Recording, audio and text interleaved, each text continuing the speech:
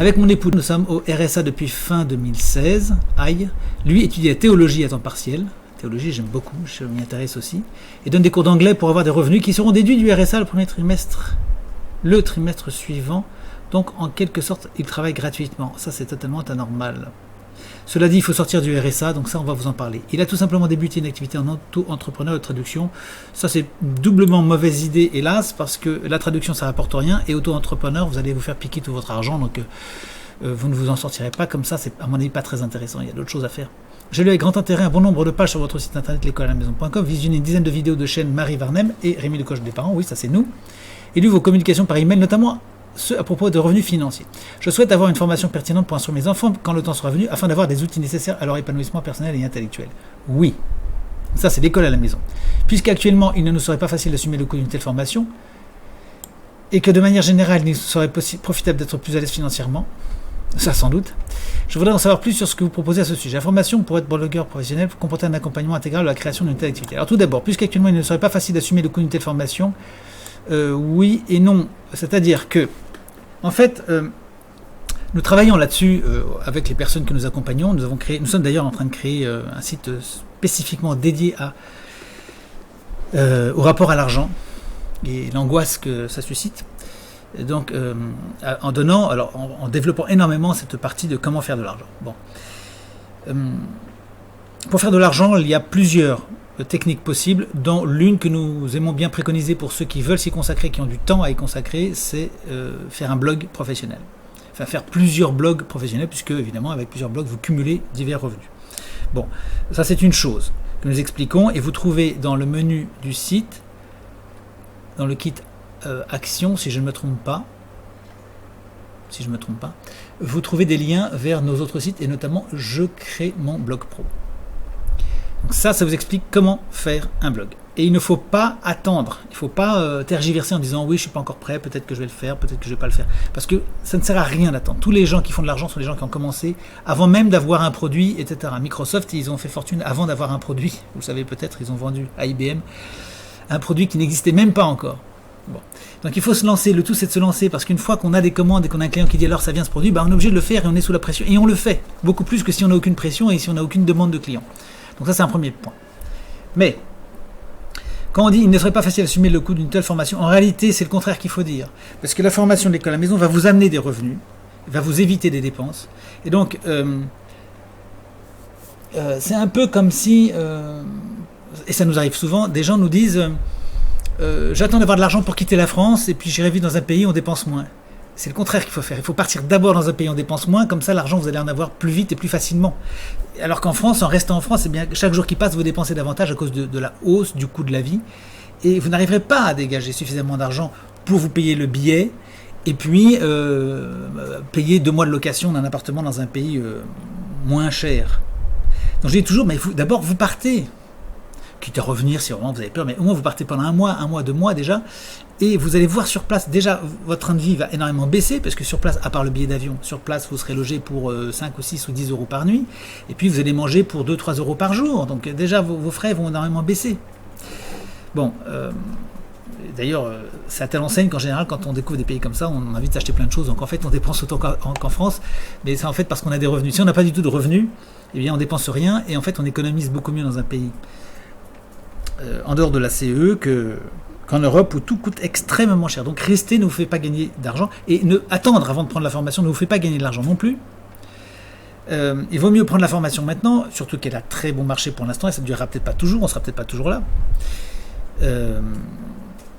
Je dis ça parce qu'en fait nous sommes en train de développer beaucoup d'autres choses par ailleurs et que je pense que nous n'allons pas toute notre vie faire l'école à la maison. Donc il ne faut pas croire que les choses sont éternelles non plus, donc il faut en profiter. Et par ailleurs dans la formation on va vous donner plein de trucs pour gagner de l'argent, pour en économiser, etc. Parce que c'est notre travail de faire ça. Nous avons toute l'année des gens qui viennent sans 1 centime.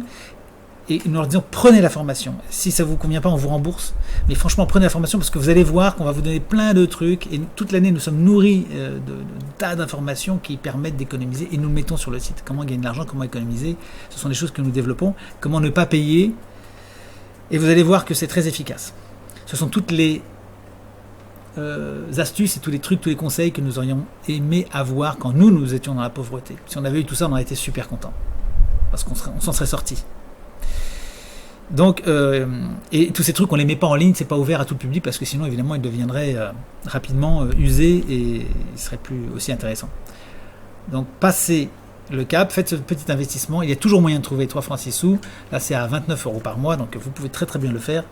Vous pouvez payer en un coup 218 €. Je suis certain, enfin, il est extrêmement difficile de ne pas trouver 218 €, même quand on est dans une situation difficile.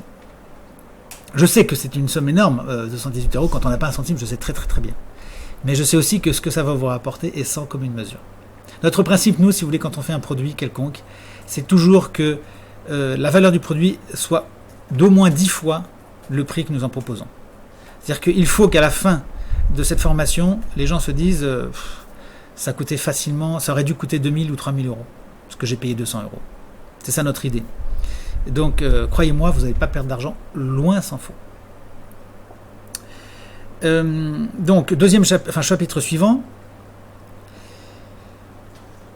Il est important, et ça rejoint ce que je disais tout à l'heure, de retrouver nos capacités à être indépendants, aussi bien sur le plan de la santé que l'éducation des enfants, que sur le plan des opinions, que sur le plan de l'alimentation.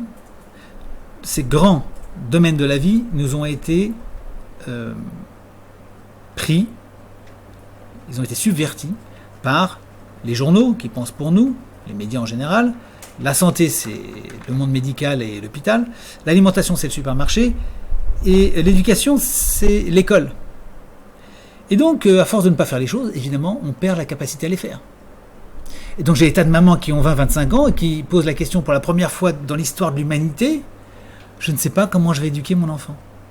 Alors qu'aucune maman ne s'est posé la question depuis l'origine des temps, puisque de toute façon, elles étaient jetées dans le bain dès leur plus jeune âge. À 12-13 ans, les filles, elles avaient des bébés dans les bras, et puis elles ont pris l'habitude, et elles ne se sont pas posé la question. C'était totalement naturel pour elles d'élever des enfants. Aujourd'hui, on ne sait plus, parce que les mamans se sont vues déposséder pratiquement tout. Il y en a qui ne savent même pas faire la cuisine, ni coudre, ni peindre, ni repasser, ni faire des courses, ni aller voir une administration.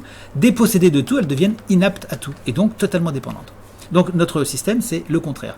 On va vous redonner les moyens de faire une éducation et une instruction à votre enfant de manière au moins très satisfaisante, de façon à ce que votre enfant soit heureux. Et puis, accessoirement, on va vous proposer des moyens de gagner votre argent, parce qu'il n'est pas normal que l'argent soit un obstacle pour l'école à la maison, parce que ça lèse l'enfant. Il n'est pas normal que le fait d'être pauvre ne permette pas d'accéder à l'école à la maison. Ça, c'est une chose que nous ne tolérons pas.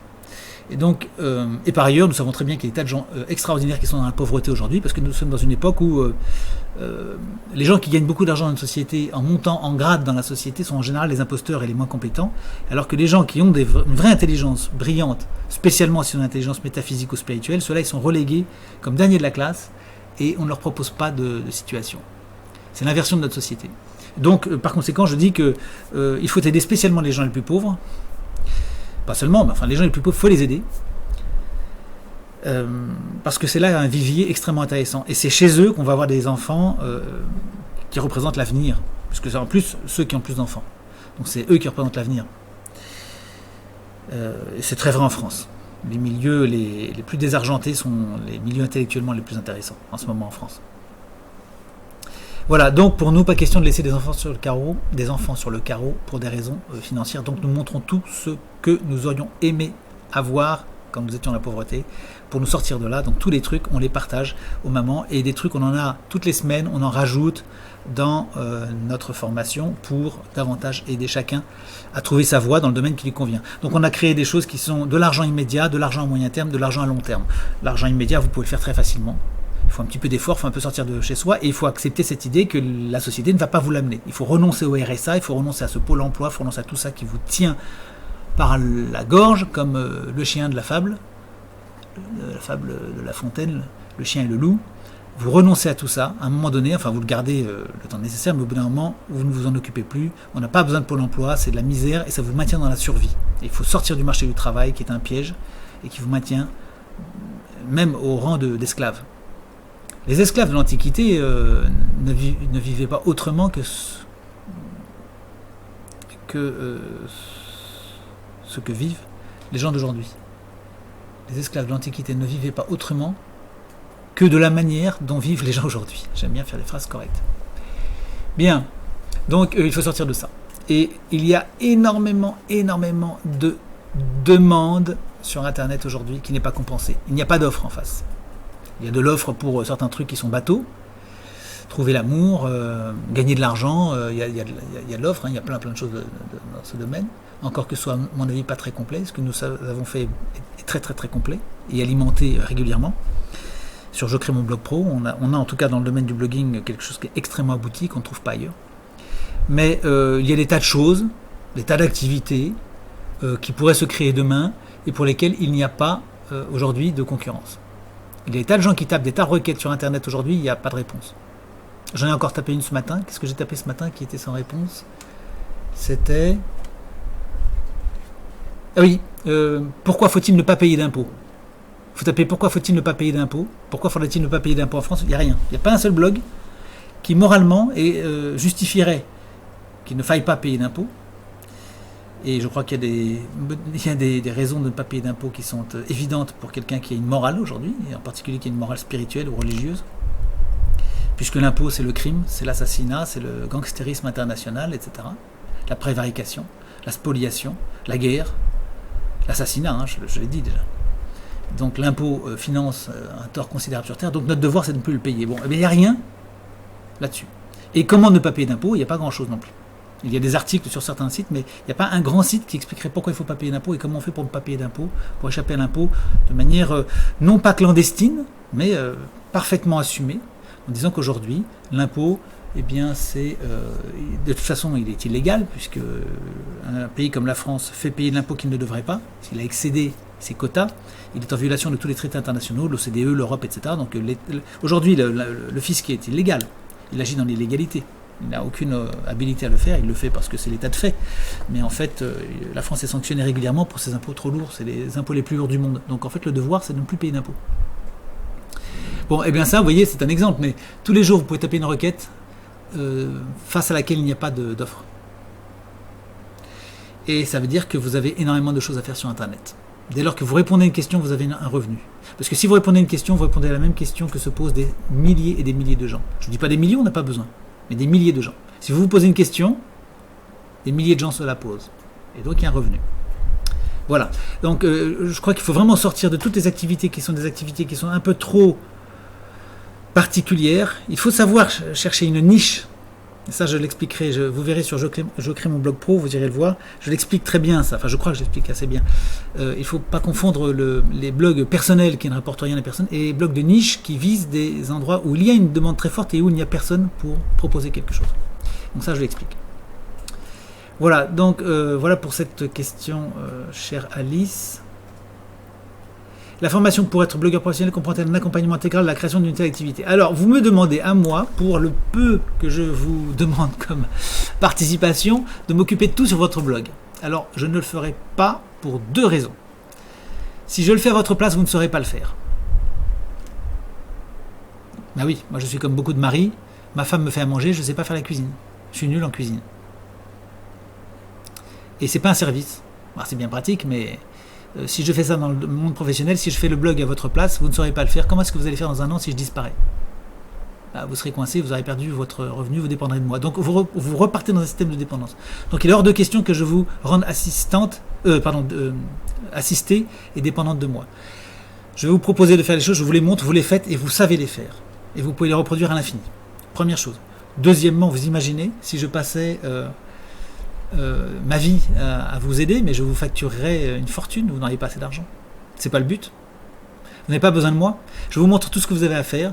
C'est comme un guide, si vous voulez, dans un musée. Il vous montre toutes les salles. Il dit voici la salle Van Gogh, la salle Gauguin, la salle Manet, et vous la visitez comme vous voulez. Vous faites ce que vous voulez, mais vous savez où trouver. On vous a montré comment y accéder. Vous le faites comme vous voulez ensuite. Et c'est beaucoup, beaucoup, beaucoup mieux.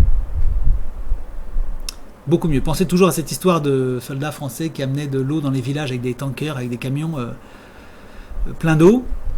Tous les Européens ont fait ça pendant des décennies. Eh bien, ils ont fait ça pendant un certain temps, dans les années 70, 50, 60, 70. En 80, ça a été interdit parce que les gens, comme ils avaient de l'eau par les camions, eh bien, ils n'entretenaient plus les puits des villages. Ils ont perdu la connaissance de faire des puits. Et donc, c'est strictement interdit aujourd'hui d'amener des choses comme ça, de but en blanc, sans faire participer les gens.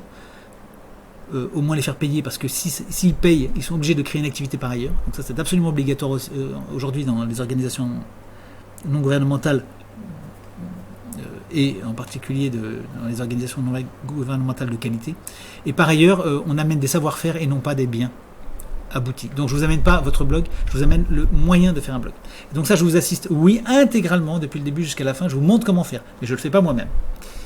Voilà, Alice. Et puis par ailleurs, évidemment, vous êtes des dizaines et des dizaines et des dizaines, alors je ne vais pas passer mon temps derrière chacun, mais je suis disponible. En particulier à la fin du premier module, appelez-moi pour me demander si votre idée est bonne et si elle est pertinente, parce que beaucoup de gens se lancent sans rien me dire et leur idée, on s'aperçoit un peu plus tard que leur idée n'était pas pertinente, ils n'ont pas respecté suffisamment les critères que je propose dans le module 1 et il faut les suivre de manière radicale. Quand je dis quelque chose sur mes blogs, je ne me répète pas, parce que je ne veux pas que les gens me disent que je radote, mais il faut en tenir vraiment compte. Voilà, donc j'explique les choses et il faut bien les écouter. Beaucoup de gens zappent un peu et donc après me posent des questions et je leur dis mais ça vous l'avez déjà vu dans le module 1, je vous expliquais qu'il fallait impérativement que votre blog, le sujet de votre blog soit comme ceci et comme cela. Et là c'est pas le cas. Voilà, donc on peut se revoir à la fin du module 1, vous m'appelez ou vous m'envoyez un message, c'est confidentiel et je vous donne mon avis sur la pertinence de votre site. Voilà, à très bientôt à tous les deux.